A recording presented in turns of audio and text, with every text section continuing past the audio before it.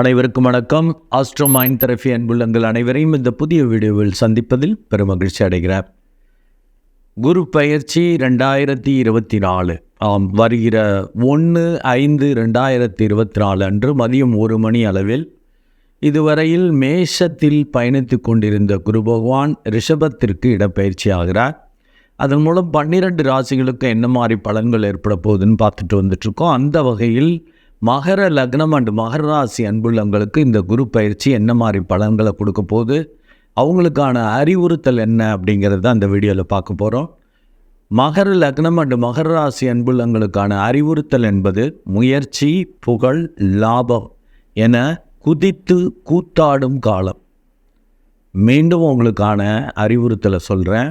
முயற்சி, புகழ், லாபம் என குதித்து கூத்தாடும் காலம்.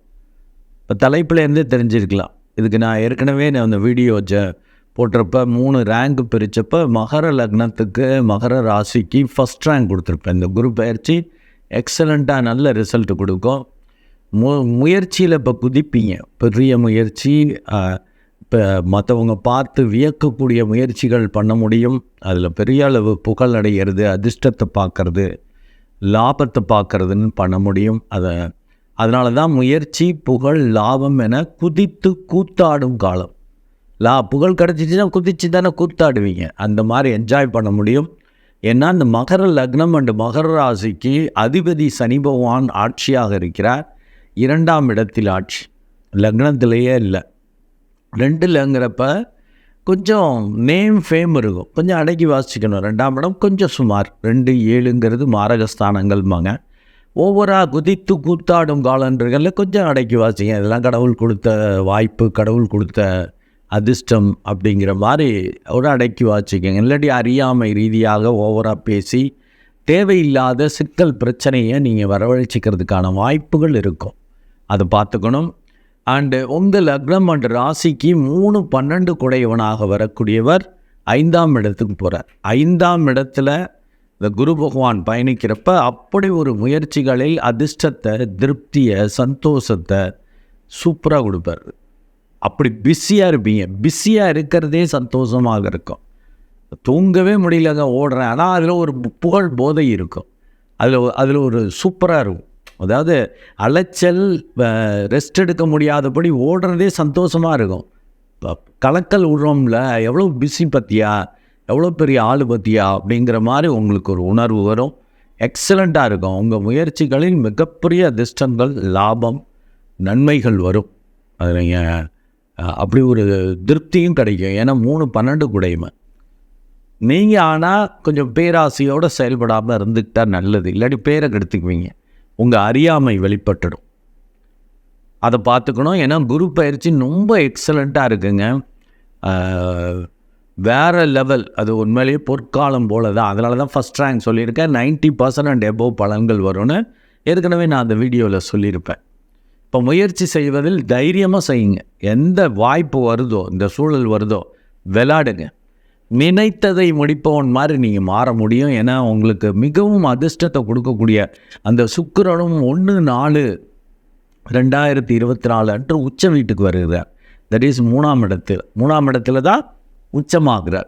அந்த உச்ச வீட்டுக்கு வர்றப்ப உங்கள் முயற்சிகளில் அந்த நினைத்ததை முடிப்பவன்னு பேர் வாங்க முடியும்.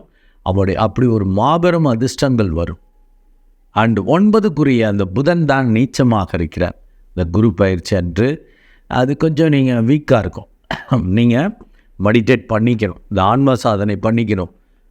அதாவது பொதுவில் இந்த சனி பகவான் லக்னாதிபதி, ராசி அதிபதியாக வரக்கூடிய ஆளுங்க, இல்லை கொஞ்சம் அறியாமை நிறைந்தவர்கள், இந்த லோ லெவலில் படிப்பறிவு இல்லாமல், இல்லாட்டி மூடுமுட்டித்தனமாக, டென்ஷனாக, ஒரு ஞானமாக, ஒரு அறிவார்த்தமாக பிஹேவ் பண்ண தெரியாத ஆளுங்க நல்ல நேரம் வர்றப்போ கூத்தாடுங்க, தான் செய்கிறோன்ட்டு. கெட்ட நேரம் வந்தால் கடவுள்கிட்ட பயந்துட்டு போவாங்க, புலம்புவாங்க, கடவுளை தேடி கோயிலுக்கு போவாங்க.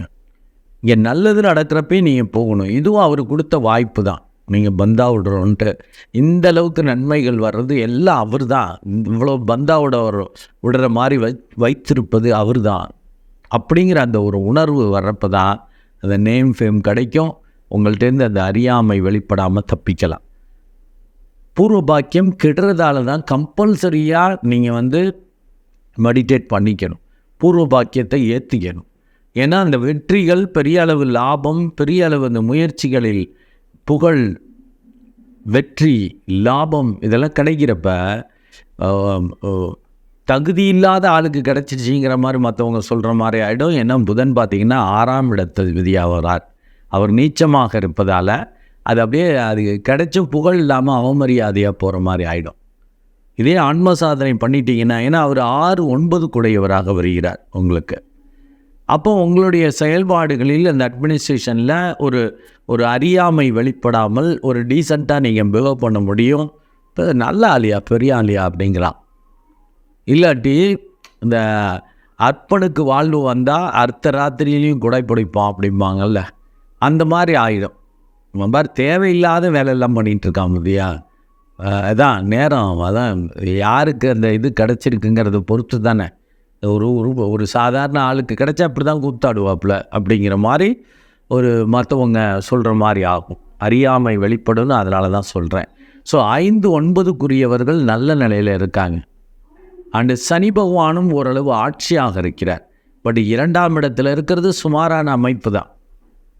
அவர் பாதச்சனியில் இருக்கா, 7.5 பிடியில் தான் இருக்கீங்க, பாதச்சனியில் தான் இருக்கார். அப்போ கொஞ்சம் உங்களை சோதனை, உங்களுக்கு ஸ்புடம் போடுற மாதிரி அவர் பண்ணுவார். அப்போ அறியாமையை வெளிப்படுத்துறதுக்கான வாய்ப்புகள் உண்டு. நல்லா மெடிடேட் பண்ணிட்டீங்கன்னா தப்பிச்சுக்குவீங்க. நல்ல தசாபுத்தி இருந்தால் தப்பிச்சிருவீங்க. கெட்ட தசாபுத்தின்னா ஓவராக கூத்தாடி கெடுத்து விட்ருவீங்க. ஏன்னா அந்த குரு பகவான் நவாம்சத்தில் பார்த்தீங்கன்னா நீச்ச வீட்டுக்கு போயிடுறார். அப்படி கொடுத்து கெடுக்கிற மாதிரி பண்ணிடுவார். நல்லா அடக்கி வாசிக்கணும். அண்டு சந்திரன் பார்த்திங்கன்னா 7ஆம் இடத்ததிபதி அந்த குரு பயிற்சி அன்று ராசிலேயே இருக்கார், உங்கள் லக்னம் ராசிலேயே. அண்டு நவாம்சத்தில் அப்படியே உச்ச வீட்டுக்கு போகிறார். அப்போ மற்றவங்க சூழல் வலுக்குது, எல்லோரும் ஒத்துழைப்பு கொடுப்பார்கள், உங்களுக்கு உதவி செய்வார்கள். அதன் மூலம் புகழ், பெருமை கண்டிப்பாக கிடைக்கும். ஏன்னா இந்த குரு பயிற்சி வழியாக. அண்டு 3ஆம் இடத்தில் இருக்கக்கூடிய ராகுவும் அதிரடியான முயற்சிகளை செய்ய வைப்பார். பெரிய அளவுக்கு நன்மைகள் நடக்கும். ஏன்னா ராகுக்கு கேதுக்கு சொந்த வீடுகள் கிடையாதுங்கிறதால அந்த வீட்டின் அதிபதி போலேயே பண்ணுவார். அப்போ 3ஆம் இடத்துல இருக்கிறப்ப 3ஆம் இடத்து அதிபதி போலேயே பிஹேவ் பண்ணுவார். இருந்தாலும் ராகு சனியை போன்று வேலை செய்வார்னு சொல்லியிருக்கேன். வெட்டி அலைச்சல், வீண் விரையும் பற்ற மாதிரி சில டைம் வாய்ப்புகள் வரும். எப்போ நான் செய்கிறேன்னு உங்கள் அறியாமையோடு பிஹேவ் பண்ணிங்கன்னா தான் அந்த மாதிரி நடக்கும். பட் 3ல் உள்ள ராகு எப்போதும் நன்மையை தான் செய்வார். 3, 6, 11 பாவிகள் இருக்கிறது சூப்பராக இருக்கும். இந்த ராகு கேது பயிற்சியும் நல்லா இருக்குது. இப்போ சனி பகவான் மட்டும்தான் இந்த 7.5 பிடியில் இருப்பதால் கொஞ்சம் வீக்காக இருக்குது. ரொம்ப குதித்து கூத்தாடாதீங்க. மற்றவங்க பார்த்து அசிங்கமாக அவங்கள பாரு அற்பத்தனமாக பிஹேவ் பண்ணுறான் பாருன்னு மற்றவங்க சொல்லாதபடி நீங்கள் வச்சுக்கணும். அப்போ கம்முன்னு இருக்கணும். அப்போ தான் பெரிய ஆளாக நினைப்பாங்க. பாரு பெரிய அளவுக்கு வெற்றி, இது நன்மை கிடைச்சாலும் அமைதியாக இருக்கான் பாரு, அவ்வளோ புகழ் கிடைச்சாலும் அது நம்மளுக்கு இல்லை, எல்லாம் கடவுளுக்கு அப்படிங்கிற அந்த தன்மையில் இருக்கணும். ஏன்னா உங்களுக்கு 8ஆம் இடத்ததிபதியான சூரியனும் 4ஆம் இடத்துல உட்காந்துருக்காருங்க. 4ல் உட்காந்து 10 பார்க்குறார். எதிர்பாராத சில மாற்றங்கள், சொந்த பந்தங்கள், சொத்துக்கள் வழியாக, வேலை தொழில் ரீதியாக, வித்தை திறமை ரீதியாகலாம் வரும். அது ரொம்ப அறியாமையால் கூத்தாடினீங்கன்னா என்ன ஆகும்? மற்றவங்க பங்குதாரர்கள் இவங்களோட இணைந்து அவங்கள அனுசரித்து போகிறப்ப தான் பெரிய அளவு இருக்கும். இல்லாட்டி கெட்டு போயிடும். நல்ல வாய்ப்பு வந்துச்சு, அந்த பங்குதாரர்கிட்ட கொஞ்சம் முரண்பாடு பண்ணிட்டேன், பிரச்சனை பண்ணிட்டேன், எதிர்பாராமல் இப்படி பேசிவிட்டேன், ரொம்ப திமிராக பிஹேவ் பண்ணிட்டேன். ஏன்னா சூரியன் உச்ச வீட்டில் இருக்கார், 8ஆம் இடத்ததிபதியாக போய். இப்போ கெட்டவன் வலுக்கிறப்ப முறிவு, பிரிவு, தொழிலில் வேலையை விட்டுறது, கொஞ்சம் ஓரளவு நன்மை கிடைக்கிறப்பயே அறியாமை வெளிப்படுற மாதிரி உங்களோட பிஹேவியர் வந்துடும். அதில் ரொம்ப ரொம்ப கவனமாக இருக்கணும். அந்த யோகாதிபதி அந்த சுக்கிரனும் பார்த்தீங்கன்னாக்கா அடுத்து 4ஆம் இடம் உச்ச வீட்டிலேருந்து வருவார். ரொம்ப நல்லா இருக்கும். பெரிய அளவு 1/5/2024 ஒரு 4 நாள் 5 நாள் முன்னாடியே அவர் உச்ச வீட்டை தாண்டி 4ஆம் இடம் வந்தால் கூட நல்லது தான். 5ஆம் இடத்ததிபதி, தட் இஸ் கோணாதிபதி, கேந்திரத்தில் இருக்கிறதும் வலிமை தான். ஆனால் அஸ்தங்கதமாக இருப்பார். அப்போ யார்கிட்ட? சூரியன்ட்ட. சூரியன் அஸ்தங்கதமாகிறப்ப பெரியவங்க, மூத்தவர்கள், பங்குதாரர்கள், மேலதிகாரிகள், அரசியல்வாதிகள் இவங்கள்ட்டெல்லாம் அனுசரித்து நீங்கள் போய்க்கிற மாதிரிலாம் பண்ணிக்கணும். பெரிய அளவுக்கு முரண்பாடுகள் வர்ற மாதிரி பண்ணிக்கக்கூடாது. ஏன்னா அந்த ரொம்ப ரொம்ப நல்லது நடக்கிறப்ப கண்ணு மண்ணு தெரியாமல் பிஹேவ் பண்ணிங்கன்னா ஆபத்து.